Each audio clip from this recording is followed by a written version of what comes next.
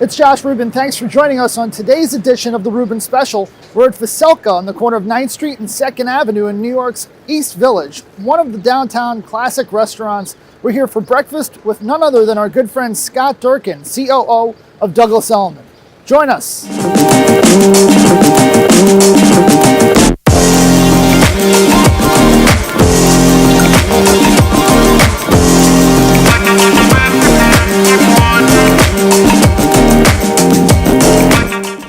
Thanks for joining us on today's Rubin Special. I'm here today with none other than Scott Durkin, President and COO of Douglas Elliman. Thanks for joining us, Scott. Thanks for having me, Josh. Of course, thanks for all these carbs. Absolutely. What a surprise. You can always count on me for carbs. Yeah. You know, there are some people that, for whatever reason, bought two to 3 years ago and have to sell today. And they're realizing that the market isn't at the level where they bought, and so they're having to face reality. Conversely, there are buyers out there who were looking 2 to 3 years ago, didn't buy, and are seeing prices come down, or are recognizing opportunity, which is why the Rubin Team is having its best year ever so far. Well, because you have an acute sense of getting inside the mind of both of those people, right? If you have a buyer looking for a great deal or an area that is up and coming that might, say, for instance, we're in the East Village now, it's probably a great buy over here. Or if you can talk someone into moving to Murray Hill or the Upper East Side, east of 3rd, in a co-op, they can clean up right now. Yeah. Even on 84th Street in Madison, I saw a Classic 7 the other day for $1.7 million. Wow. We haven't seen those numbers come down like that in a long time. I think the co-op market there's a lot of opportunity there. Yeah, because inventory is up, and so we're seeing there being more supply, so there's more options for buyers, and they're realizing that they can take advantage of the market. So what we're going to see is inventory is up, and prices are somewhat softer, but there's actually going to be more volume because of the increased supply. So it's some interesting dynamics.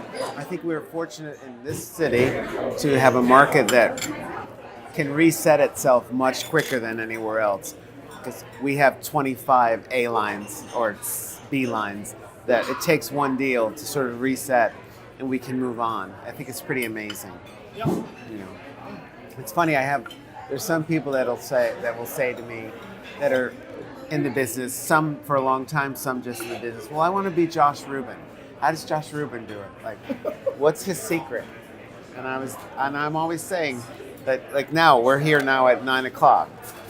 I know you have a 10:30 team call and meeting. Right. You know, so I'm very aware that you have to be packed up and back at the office by 10:30, and you set the tone and you set the expectations. Right. Regimentation, and you're always looking for ways of expanding your business. You never stop. But I don't think you overwhelm people, though. I think that's a great trait that you possess, that you don't. Whenever I get together with you, I look forward to it because I always come away with some nugget. Yeah. So it's pretty special. Thank you. When you were in hospitality, though, Scott, was there any specific standout experience or story with a guest? I had one in particular where, everyone has a black suitcase, and we had a black suitcase switch by accident. Really? So one guy was going away on his 25th wedding anniversary. Had just been to Tiffany's, which is around the corner from the Pierre. He had all the anniversary gifts in the luggage, and the bellman accidentally put one black suitcase in the wrong limousine and the other one in the other. And one was going to JFK and one was going to LaGuardia. And that became sort of in minutes we realized it. And we didn't, this was a time before cell phones and email. So you had to go chase someone that didn't know you were chasing them. And we actually got, and those were the days where you could go right up to the airline gate. Right. Just like out of the movies, I'm running through the terminal with the luggage in my hand. My other colleague was changing the other bag. And we were just, it was incredible. And then, of course, the next month, the guy had no idea, because in those days your bags didn't really get checked. Just anyone could walk onto a plane, and he just literally grabbed the bag and said, "You have the wrong bag." And this guy was a really high level business traveler who ended up putting us on the front page of the travel magazine. Really? That the next 2 months, he sends us a copy and he says, "You guys really, you came through. My 25th anniversary with the Tiffany gifts were all in place." And so that kind of thing, like I said, you anticipate everything, but you never know when there's a hiccup. Those things are what makes it so rewarding, and that you go the extra mile. And I think when I go to hotels now, I think the industry has changed as a whole, because now it's turned into how attractive is the person greeting you at the car. How attractive is the front desk person? They might not have the goods that come along with great people in hospitality. So, again, it's turned into a sort of vanity job, as opposed to, Right. you know, a great bellman or a great waiter or a great captain, or Sure. you remember them. You don't remember what they look like. I think How they make you feel. Yeah, it's how they made you feel. I used to remember every guest's name. I don't know why. I just did. Well, names are very important. Names are very important. As we age, though, it's hard to remember. But you try to remember something about them. Or you pretend. My biggest mentor was Barbara Corcoran. And she would forget, she would just forget the spouse's name.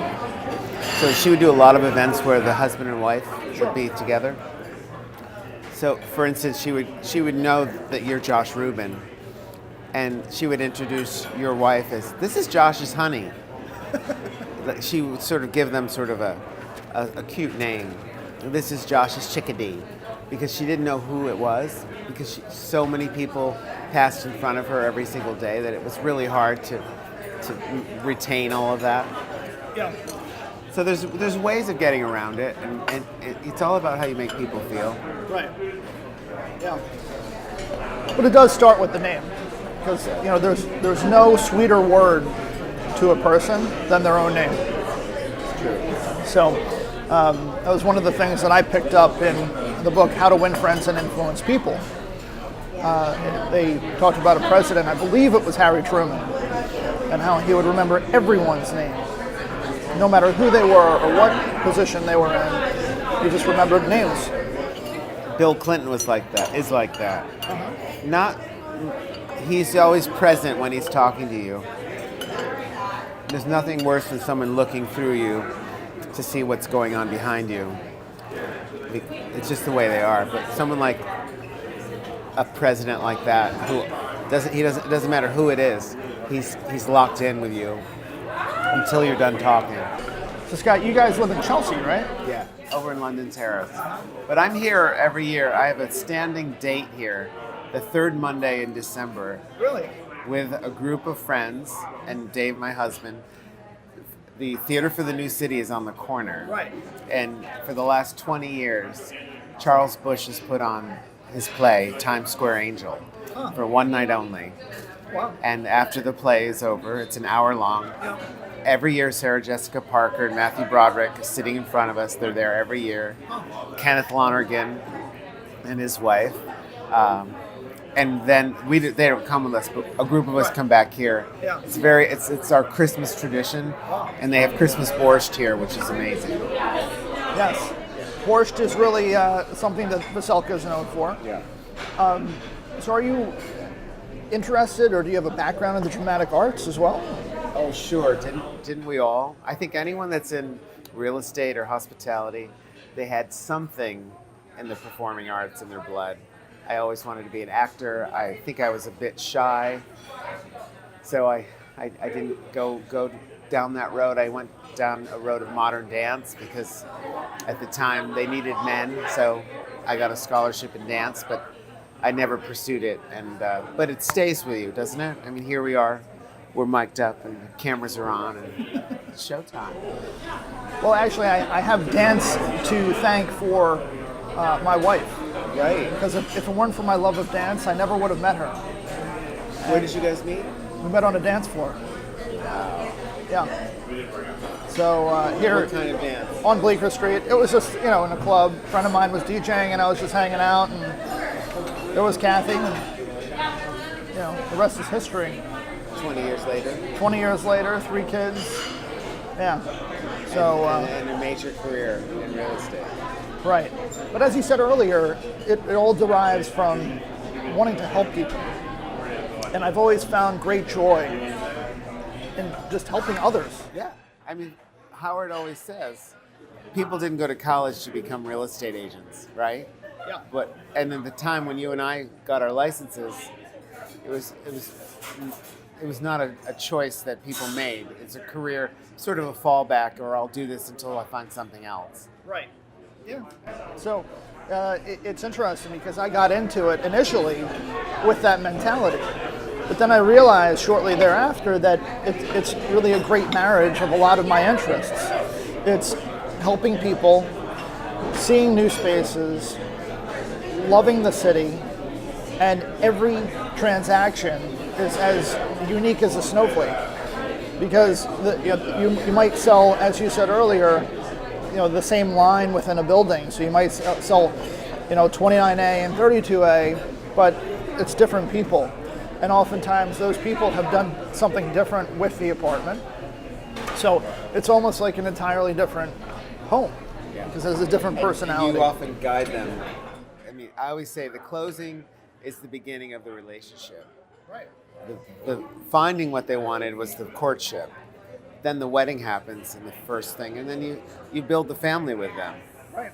It's important. A lot of people don't realize how important the resale part of it, not the resale, the relationship part of it. The continuation of the relationship. Yeah. In fact, this past weekend, I just spent in Montana with a past client of mine who has a beautiful home at Yellowstone. Wow. And I was fortunate enough to know the value of the relationship and to perpetuate it. And lo and behold, here I am in Montana having the best ski weekend of my life, simply because of the relationship. So it's not just about the transaction, and I feel that a lot of people in our business lose sight of that. They do. And because of that, the consumer looks at us as a widget, and it's like a tool in a toolbox or off the store shelf. If you don't get one, you'll get the one right behind it and you'll have the same experience. Nothing can be further from the truth. And in reality, it's all about the relationship. The transaction is really, as you said, just the tip of the iceberg. Right. I'm curious though, being in the city as long as you have, with your background in hospitality and nearly 30 years in the real estate brokerage business, what are some of your favorite restaurants here in the city? I often feel like I'm a bit old-fashioned because I'm not into sort of the trendy restaurants, because I don't know, you know what New York, I feel like I'm a New Yorker. I mean, I've been here since 80, so that would be 39 years. Your entire life, because you're only 36. Yeah, I'm 38, so I was here in the womb. But I think I'm like the old standbys. Like I love Dumberto's on 17th Street. It's a Michelin-rated Italian restaurant in Chelsea. Right. Yeah. It's one of my favorites. I think the spacing of the tables is amazing. I'm half Italian. I do like to eat. Sometimes their portions are a little small, but they're typical traditional Italian, where you should have a starter, a first course, a second course, and cheese and dessert. So I love that. And uptown, I love Il Gattopardo. another Italian restaurant near MoMA. I I'm love seeing the a theme here. there is the theme. I do like Rotisserie Georgette on East 60th. Yeah. It's a great restaurant. It's just one of my favorites. I love chicken, so they do it really well. I think you and I had lunch there. Yeah. The best glazed carrots around. I like the Pierre Hotels restaurant, Pirine. It's really great. You don't have the maddening crowds like you have at Avra, which is a great place, but Armani is a wonderful place to have a private meeting.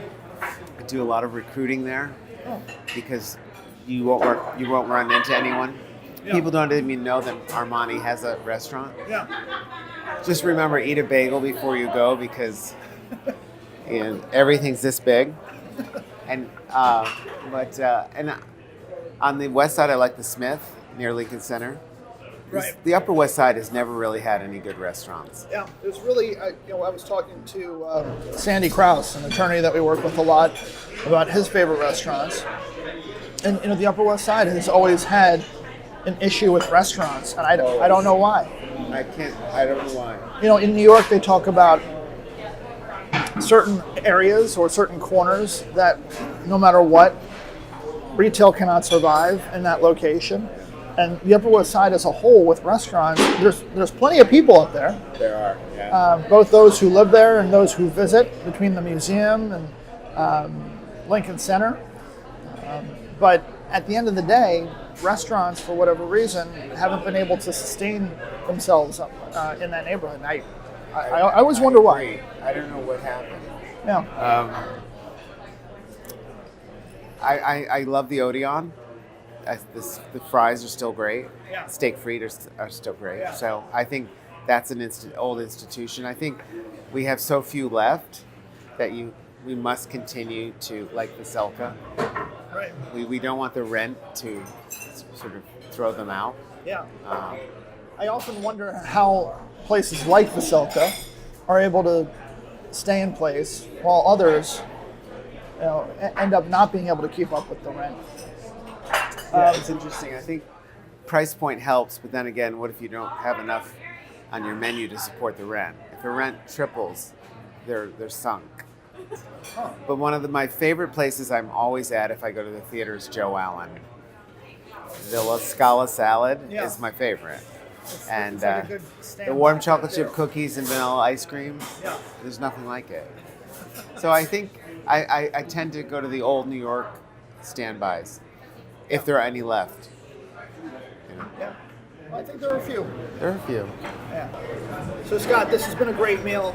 It's not over. We have one more piece of toast, half of a fritter. This is all yours. What did you think of that? I thought it was good. Kind of laden with weight, It wasn't fluffy, but I'll eat it. Yeah. Oh, this is great, I'm sure Josh. you will. Well, thanks for fitting me in. I know you have a tight schedule. It's my pleasure. I appreciate you coming out to join us for breakfast at Veselka this morning. It's been a good conversation, as always. Yeah, I won't be back till Christmas, but maybe we'll have another one. Thank you. Only 9 months away, so. Happy eating.